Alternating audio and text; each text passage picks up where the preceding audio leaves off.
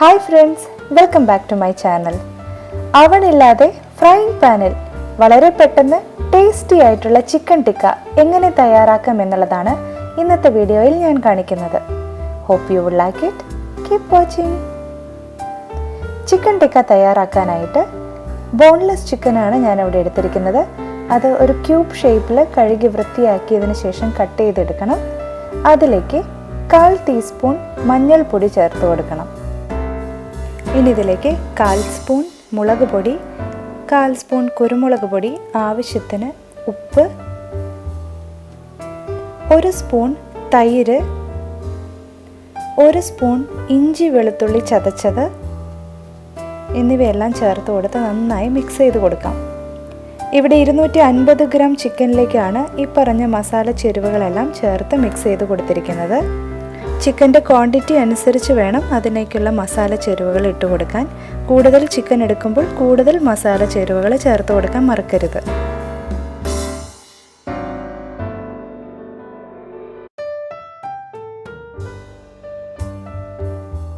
ഇനി ഏറ്റവും അവസാനം 1/4 ടീസ്പൂൺ ഗരം മസാല പൊടിയും കൂടി ചേർത്ത് കൊടുത്ത് നന്നായി മിക്സ് ചെയ്ത് കൊടുക്കാം.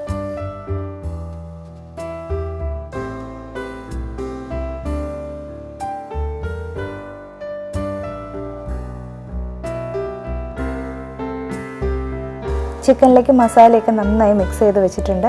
ഇനി ഇത് അരമണിക്കൂറെങ്കിലും മിനിമം മാരിനേറ്റ് ചെയ്ത് പുറത്ത് വെക്കണം.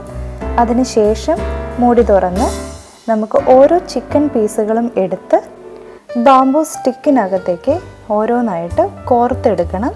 ഇത് സൂപ്പർ മാർക്കറ്റിൽ അവൈലബിൾ ആണ്.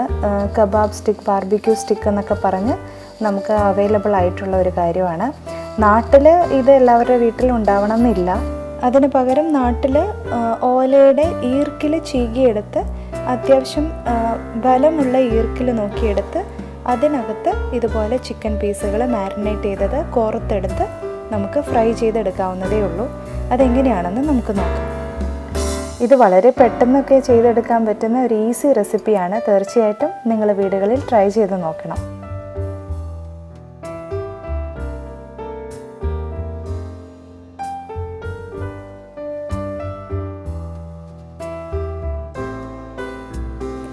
ഇതുപോലെ 5 പീസ് വെച്ചാണ് ഞാൻ ഓരോന്നിലും കോർത്തെടുക്കുന്നത്. ബാക്കിയുള്ളതും ഇതേപോലെ നമുക്ക് കോർത്തെടുക്കാം.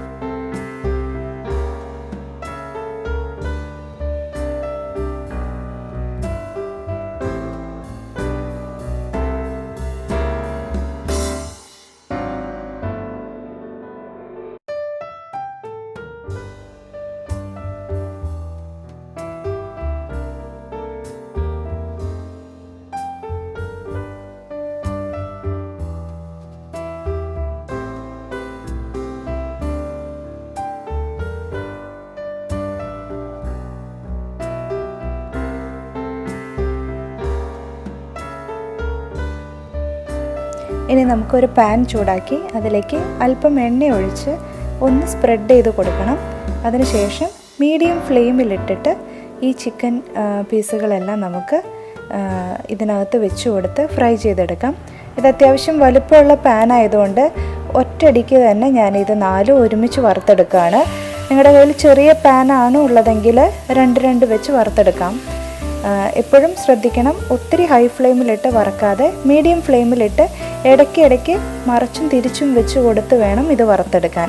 ഇല്ലെങ്കിൽ ഉള്ളി വേവാതെ മുകൾ ഭാഗം പുറമേ മാത്രം പെട്ടെന്ന് വെന്ത് അത് കരിഞ്ഞു പോകാനുള്ള സാധ്യതയുണ്ട്.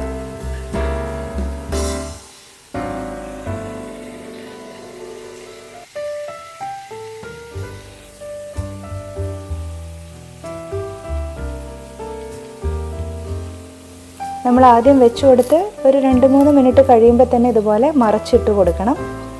ഇതേപോലെ ഇടയ്ക്ക് തിരിച്ച് വെച്ച് കൊടുത്ത് 15 മിനിറ്റോളം ഈ മീഡിയം ഫ്ലെയിമിലിട്ട് ഇത് വറുത്തെടുക്കണം. അതിനുശേഷം നമുക്ക് സ്റ്റൗ ഓഫ് ചെയ്ത് സെർവിങ് പ്ലേറ്റിലോട്ടേക്ക് മാറ്റാം.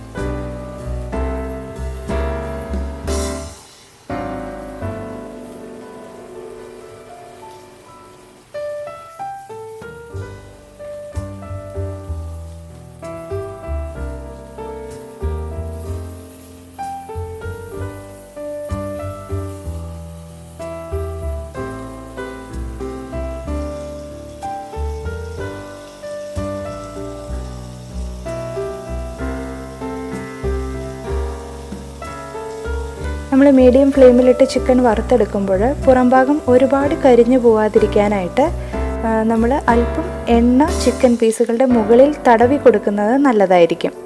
ഇപ്പോൾ ഏകദേശം 15 മിനിറ്റോളമായി ഇതുപോലെ തിരിച്ചിട്ട് കൊടുത്ത് വേവിക്കാൻ തുടങ്ങിയിട്ട് ഇപ്പോൾ നമ്മുടെ ടിക്ക തയ്യാറായിട്ടുണ്ട്. ഇനി സ്റ്റവ് ഓഫ് ചെയ്ത് നമുക്ക് പ്ലേറ്റിലോട്ടേക്ക് മാറ്റാം.